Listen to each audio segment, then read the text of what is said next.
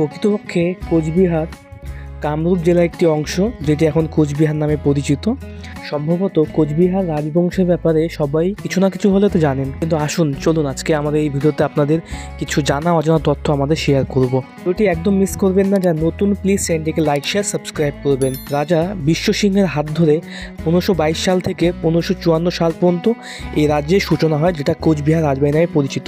কোচবিহার ভারতের পশ্চিমবঙ্গের উত্তরে অবস্থিত এই জেলা, এবং এই জেলার মধ্যে রয়েছে কোচবিহার রাজবাড়ি। সেখানকার কোচ রাজবংশের রাজাদের নাম অনুসারেই এই জায়গাটির নাম কোচবিহার হয়েছে। এই কোচবিহার রাজবাড়িটি প্রথমে ছিল হচ্ছে 3 তলা, কিন্তু 1897 সালে আসামের যে ভূমিকম্প হয়েছিল এটার ফলে কিছু অংশ ধসে যায়। বর্তমানে এটা 2 তলা বিদ্যমান। এই প্যালেসের পূর্ব নাম ছিল ভিক্টর জুবলি প্যালেস, যা বর্তমানে কোচবিহার রাজবাড়ি নামে পরিচিত। 500 বছর পুরনো এই কোচ সাম্রাজ্য ব্রিটিশ আমলেও আলাদা রাজ্য হিসাবে পরিচিত ছিল। 1949 সালে এটি ভারতের অধীনে আসে এবং 1950 সালে পশ্চিমবঙ্গের একটি জেলা হিসাবে সুপরিচিতি লাভ করে। ছবিতে মহারানী ইন্দিরা দেবী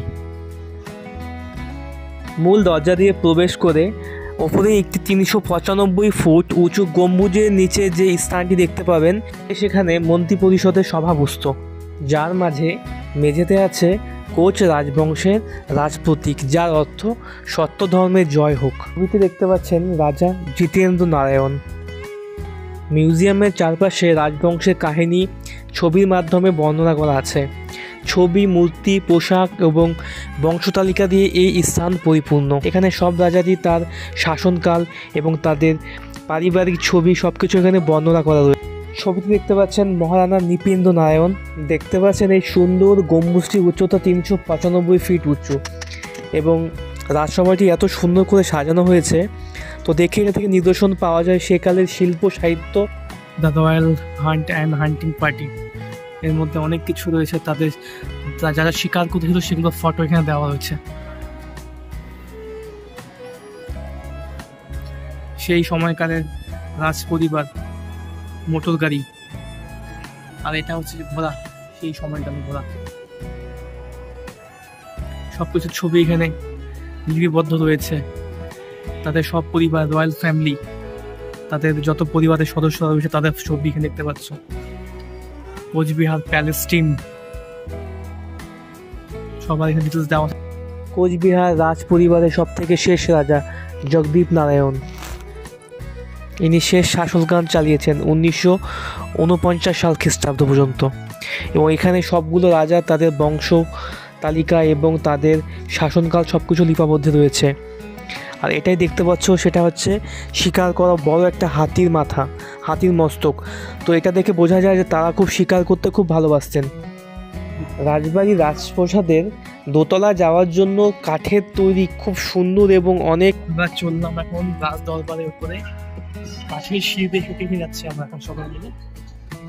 এপাশে রাজবাড়ির হচ্ছে তোমার ডান দিকের পাশটা খোলা রয়েছে, কিন্তু বাম পাশেরটা হচ্ছে সাধারণ জনগণের জন্য বন্ধ করে দেওয়া আছে, আর ডান পাশটা মিউজিয়ামের মতো করে দেওয়া হয়েছে।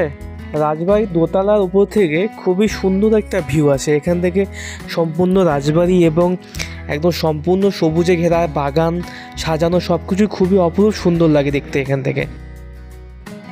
যেহেতু রাজবাড়ির বাদিকে অংশগুলি বন্ধ করা রয়েছে, আর এই পাশে ভেতরে একটা সুন্দর একটা মেঝের মতো উঠোন টাইপের ছিল, হয়তো সেকালে রাজা সেখানে তাদের সময় কাটাতেন। এখানে মা আর আমি একটা ফটো তুলে নিচ্ছি, তারপরে চলে গেলাম একটু আমরা অন্য রুমে গিয়ে দেখলাম এক্সপ্লোর করতে। এখানে সুন্দর সুন্দর অনেক মূর্তি দেওয়া আছে, এগুলো সেকালের মূর্তি নিদর্শন, বা সেইকালে তারা এইসব দেবদেবতাকে তারা পুজো অর্চনা করতেন, সেগুলো ছবি এখান থেকে পাওয়া যায়, এবং বিশেষভাবে অনেকগুলো এখানে ভঙ্গুর অবস্থায় রয়েছে।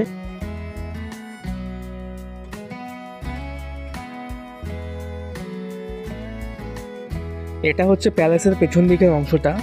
তো সামনের দিকে আর পেছন দিকে মোটামুটি দেখতে সিমিলার লাগে, বাট পেছন দিকে একটাই ভিন্ন রয়েছে, যে পেছন দিকে তাদের থাকার যে কক্ষগুলো রয়েছে সেগুলো এখানে অনেক কক্ষ করা আছে, আর এগুলো সব কিছু কিন্তু বন্ধ আছে। জাস্ট সামনের মিউজিয়ামটা নর্মাল পাবলিকের জন্য ওপেন থাকে সবসময়। আর এখানে এই প্যালেসে এটা তো গভর্নমেন্টের হাতেই আওতাতেই আছে 1950 সালের পর থেকেই, তখন থেকে এটা সরকার সব কিছু দেখভাল করে এবং সব কিছু সুন্দর, একদম সুন্দর মেনটেন করে রাখা হয়েছে।